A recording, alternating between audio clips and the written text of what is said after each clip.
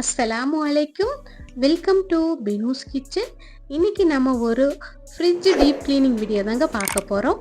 என்னோட ஃப்ரிட்ஜை நான் எப்படி க்ளீன் பண்ணுறேங்கிறத உங்கள் கூட நான் ஷேர் பண்ணிக்கிறேன். நான் வாங்கியிருக்கிற ஃப்ரிட்ஜ் பிராண்டு பார்த்தீங்கன்னா எல்ஜி பிராண்டு. இது வாங்கி 13 வருஷம் ஆச்சுங்க. எந்த ப்ராப்ளமும் இதுவரையும் வந்ததில்லை. ரொம்ப நீட்டாக ஒர்க் ஆகிட்டுருக்கு. இப்போ நம்ம ஃப்ரிட்ஜு க்ளீன் பண்ணுறதுக்கு முன்னாடி முதல்ல பார்த்தீங்கன்னா ஃப்ரிட்ஜு சுவிட்ச் ஆஃப் பண்ணிவிட்டு அதோடய ஃப்ளக்கை கழட்டி விட்டுருங்க. அதுக்கப்புறமா தான் ஃப்ரிட்ஜு நம்ம நீட்டாக க்ளீன் பண்ணணும். இப்போ எல்லா அந்த பாக்ஸு அந்த ஸ்டாண்டு எல்லாத்தையுமே நம்ம எடுத்துடலாம். எடுத்து இது எல்லாத்தையுமே பார்த்திங்கன்னா நம்ம வாஷ் பண்ண போட்டுடலாம்.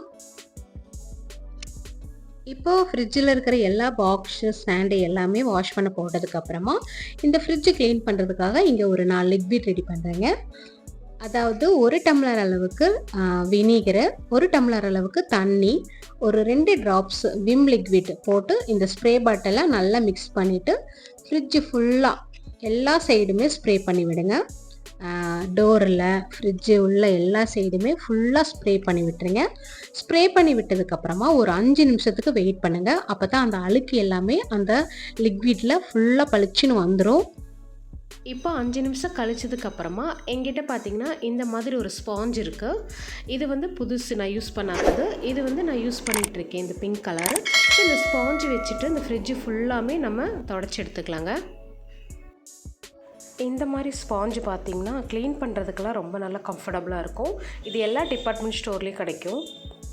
ஒரு தடவை நம்ம தொடச்சதுக்கப்புறமா கொஞ்சமாக தண்ணியில் நல்லா இதை வாஷ் பண்ணி எடுத்துட்டு அதுக்கப்புறமா நீங்கள் தொடங்க.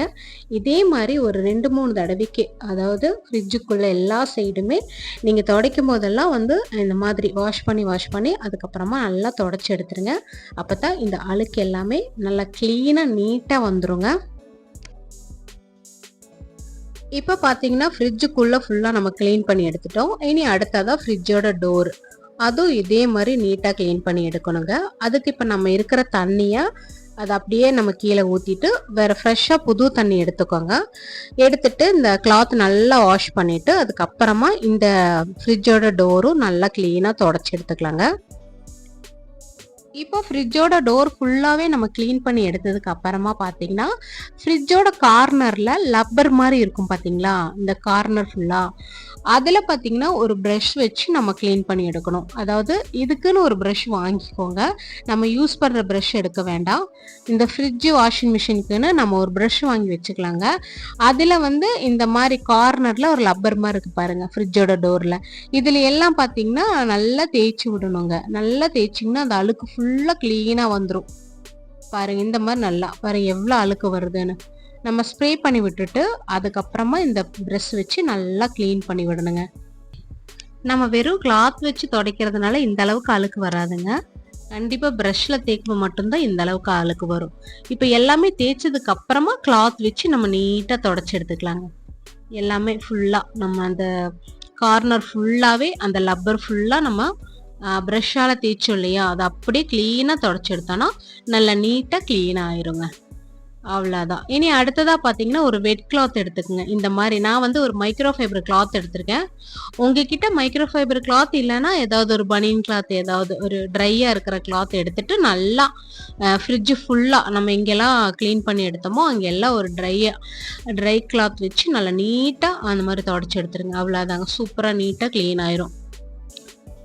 இப்போ ஃப்ரிட்ஜு ஃபுல்லாகவே நம்ம க்ளீன் பண்ணி எடுத்துட்டோங்க. இனி அடுத்ததான் நம்ம ஃப்ரீசர் தாங்க க்ளீன் பண்ணணும். இப்போ நம்ம ஃப்ரீசர் பார்த்தீங்கன்னா ஃபுல்லாக ஐஸ் ஃபார்ம் ஆகிருந்தது. இப்போ அந்த ஐஸ் ஃபுல்லாகவே மெல்ட் ஆகி வந்திருக்கும் பாருங்கள், ஃபுல்லாக மெல்ட் ஆகி வந்துருச்சு. இப்போ இது எல்லாமே நம்ம எடுத்துடலாம். கையால் இந்த மாதிரி எடுத்தால் வந்துருங்க. நம்ம ஃப்ரிட்ஜு க்ளீன் பண்ணிட்டு இருக்கிற டைமுக்குள்ளே இது மெல்ட்டாக எல்லாமே வந்துடும் பாருங்கள். இந்த சைடெல்லாம் மெல்ட் ஆகி வந்துருச்சுங்களா. இனி இந்த சைடும் பாருங்கள் ஃபுல்லாக மெல்ட் ஆகி நிற்கிது பார்த்தீங்களா. இனி இதுவும் அப்படியே நம்ம கையால் எடுத்து அப்படியே ஃபுல்லாக அந்த ஐஸ் வந்துடும் பாருங்கள். இப்போ பார்த்தீங்கன்னா ஃப்ரீசரும் ரொம்ப நீட்டாக க்ளீன் ஆகிடுச்சுங்க. இனி பார்த்தீங்கன்னா இதே ஸ்ப்ரே வச்சு உள்ளே எல்லாம் நல்லா ஸ்ப்ரே பண்ணி விட்டுட்டு ஒரு கிளாத் வச்சு நீட்டாக தொடச்சி எடுத்துருங்க.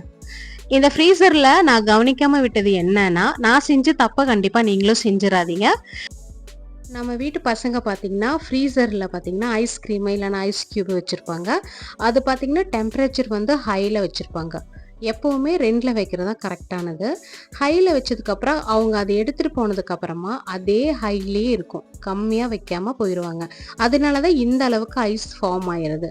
இத நம்மளும் கவனிக்காம விட்டா இந்த மாதிரி தாங்க ஆகும். இப்ப பார்த்தீங்கன்னா, இந்த பாக்ஸ் என்னன்னு பார்த்தீங்கன்னா, ஃப்ரீசர்ல இருக்கிற தண்ணி எல்லாமே இந்த வழியா தாங்க வந்து ஸ்டோர் ஆயி நிக்கும்.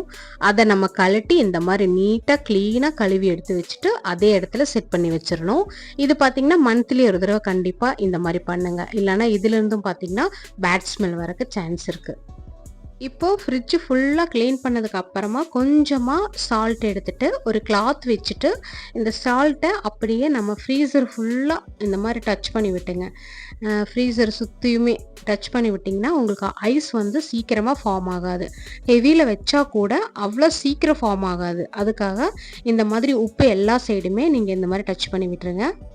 இப்ப கடைசியா பார்த்தீங்கன்னா, கொஞ்சமா பேக்கிங் சோடா எடுத்துட்டு, அதில பார்த்தீங்கன்னா லெமன் ஒரு 1/2 லெமன புழிஞ்சு விட்டுக்கோங்க. இப்படி புழிஞ்சதுக்கு அப்புறமா ஃப்ரீசர்க்குள்ள வச்சுருங்க. இது எதுக்காகன்னா, ஃப்ரிட்ஜில எந்த பேட் ஸ்மெல்லுமே வராது. லெமனோட நல்ல ஒரு வாசனையா தாங்க இருக்கும். என்னோட ஃப்ரிட்ஜில பார்த்தீங்கன்னா, ஃப்ரீசர்ல டோர் இருக்காது. டோர் வந்து உடைஞ்சு போச்சு. அது எதனாலனா, ஐஸ் அதிகமா ஃபார்ம் ஆனனால, நம்ம வந்து ஓப்பன் பண்ணி டோர் வந்து க்ளோஸ் பண்ற டைம்ல டக்குன்னு வந்து உடைஞ்சிருச்சு. இனி எனக்கு வந்து புதுசா ஒரு டோர் தான் வேற வைக்கணும்.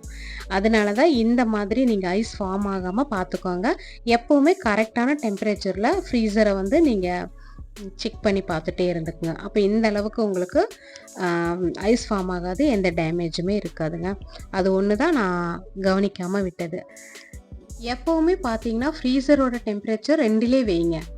அதுதான் கரெக்ட்டான டெம்பரேச்சர். நம்ம ஐஸ் கியூபுக்காக கொஞ்சம் ஹைல வைப்போம்.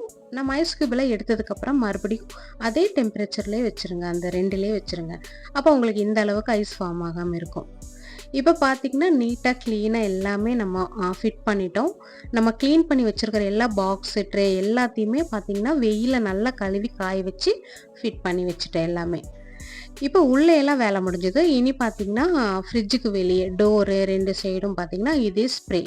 அந்த லிக்விட் நான் சொன்னேன் இல்லையா? அதே போட்டு எல்லாம் ஒரு வெட் கிளாத் வச்சு ஃபுல்லா தொடச்சு கிளீனா எடுத்துருங்க.